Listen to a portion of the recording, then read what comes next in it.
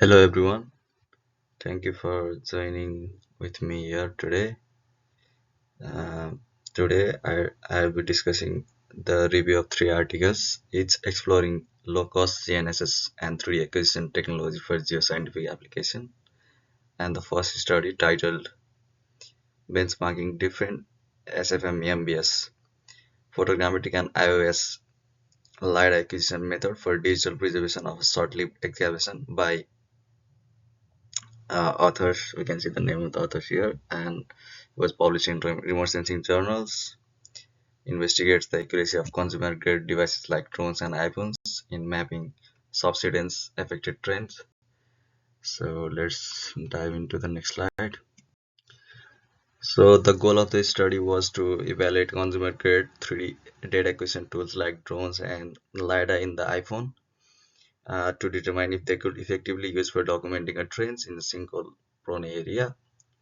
So consumer grade devices like that offer affordable geospatial data collection, which is essential for uh, field documentation. But the question here, research question here remains is about their precision, particularly in high accuracy applications. So this studies uh, adds some significance because if these devices could prove their accuracy, like if they are accurate enough, they could make scientific fieldwork accessible to more users. So the researcher here used three main devices for data capture: the DJI drone, which is used for aerial photogrammetry and equipped with multi-constellation GNSS for positioning, and the Nikon D5300 camera, which provided basic GPS tagged images, which also is for photogrammetry, and finally the iPhone 13 Pro, which is equipped with GNSS and a LiDAR sensor, was used to capture close range details through apps like Pix4D and 3D Scanner app. These devices were analyzed and the data was processed in software like Metashape and Cloud Compare to generate DMs, digital models, and the research team then compared these models to evaluate accuracy, focusing on both horizontal and vertical positioning and examining the error. So also the algorithm behind it like SLAM, simultaneous localization and mapping.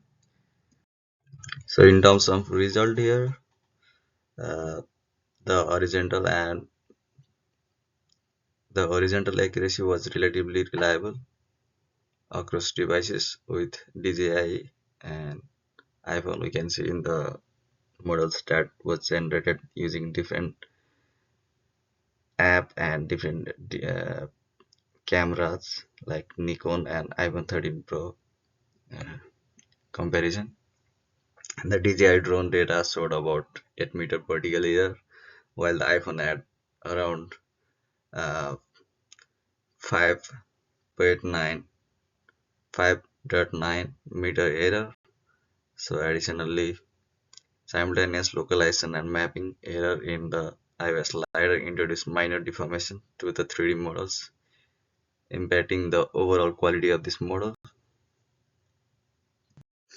So the conclusion of this study was uh, those consumer grade GNSS devices like drones and iPhone is suitable for general geospatial documentation, but it lacks vertical accuracy necessary for high precision application, particularly those requiring scientific grade details.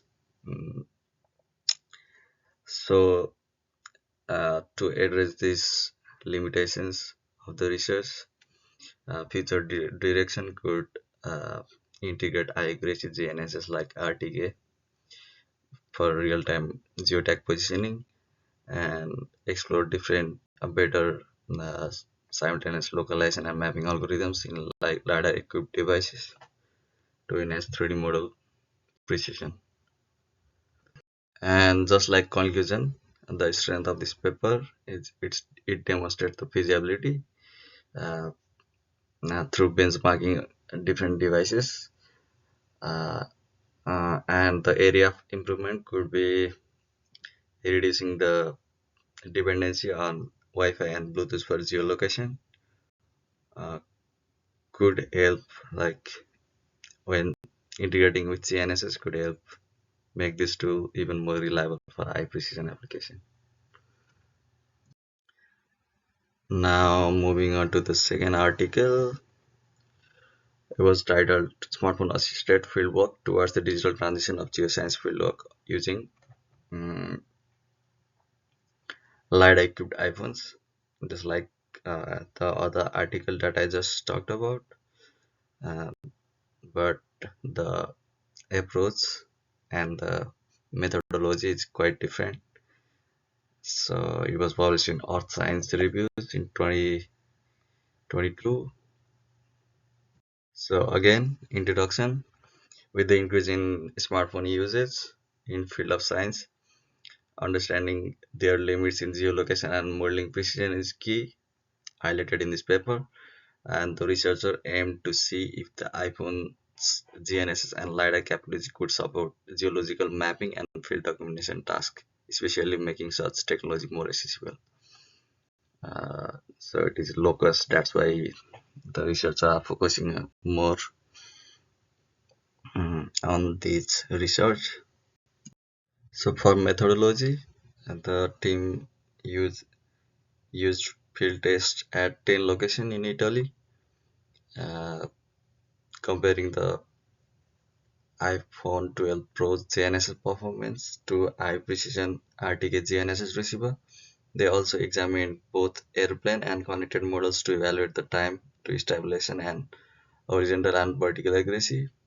So again, apps like Pix4D and 3D Scanner were used to create uh, depth mapping and uh, georeferencing for each geological model was done. So in terms of GNSS performance here, the iPhone provided reasonable horizontal accuracy within approximately 2 meters with faster stabilization times in airplane modes.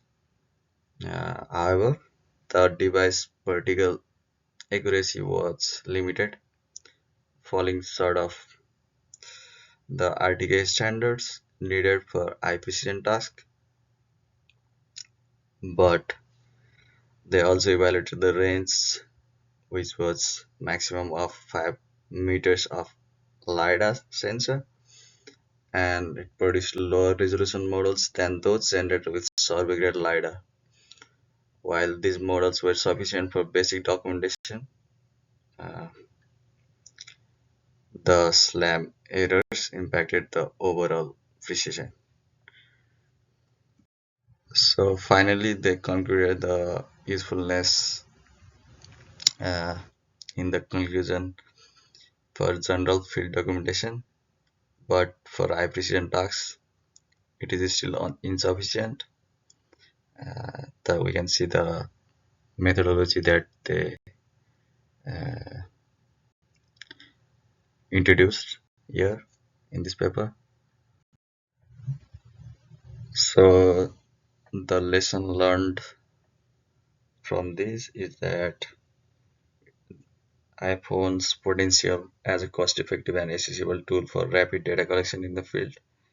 It also highlighted the SLAM limitation, and improving LiDAR resolution could make smartphone more viable for uh, different scientific application. Uh, Going to the next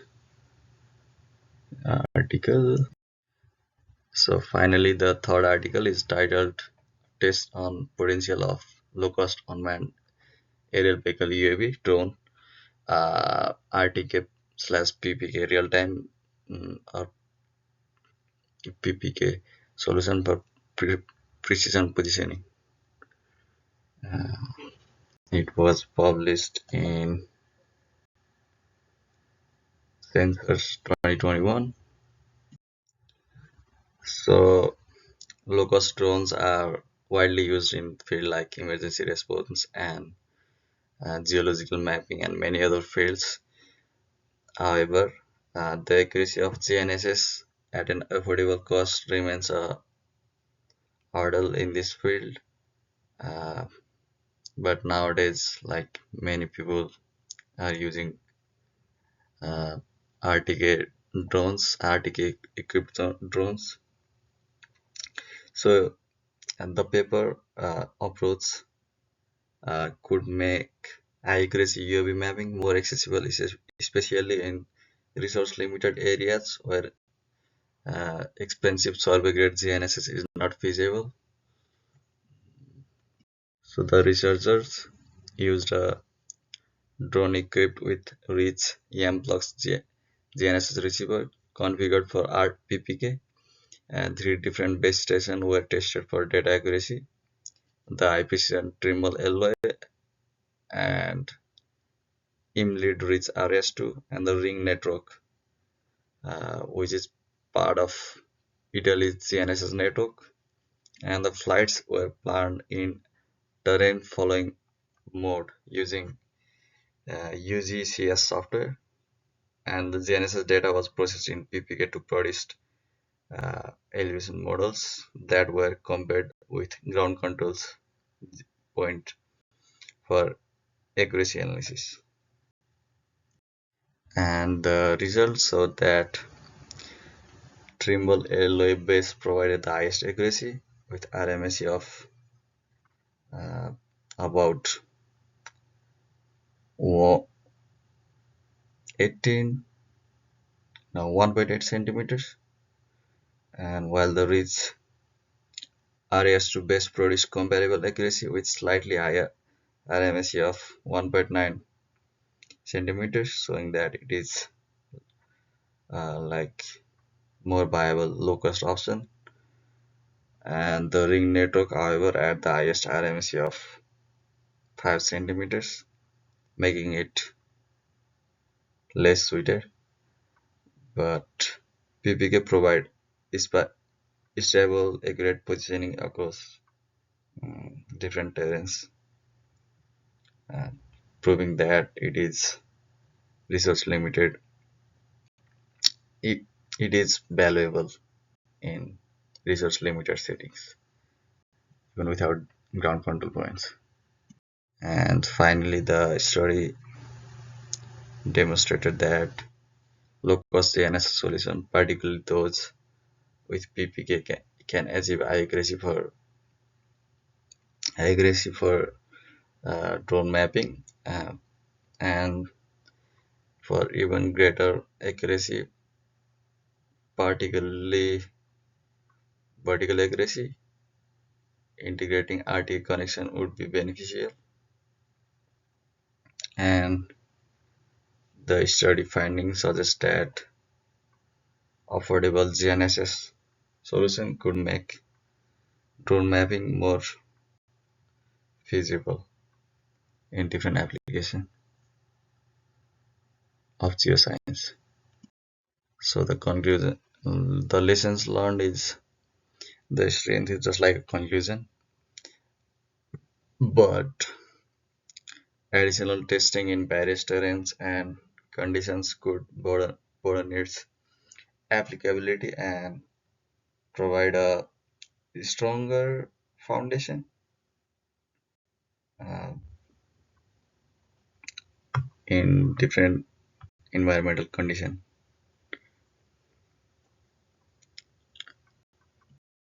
So finally, thank you for listening, and any questions or feedback will be appreciated.